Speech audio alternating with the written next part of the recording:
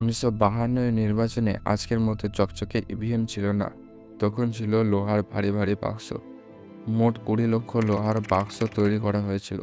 প্রতিটি প্রার্থীর জন্য আলাদা আলাদা বাক্স রাখা হতো। প্রার্থীর বাক্সের গায়ে থাকতো তার ছবি বা চিহ্ন। কারণ মানুষ নাম পড়তে পারতেন না, তাই ছবি দেখে চিনতেন।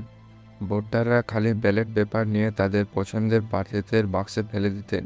এই বাক্সগুলি চুরি করা বা ভাঙা প্রায় অসম্ভব ছিল।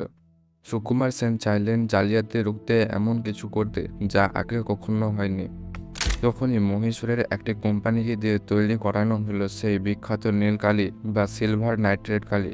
আজও সেই একই কালি আমাদের আঙুলে লাগানো হয়। প্রথম নির্বাচনে মোট 6 মাস সময় লেগেছিল শুধুমাত্র ভোটার লিস্ট ও বুথ সাজাতে। লোহার বাক্সের পর এলো ব্যালট পেপারে জানা একটি বড় কাগজে সব প্রার্থীর নাম ও চিহ্ন থাকতো।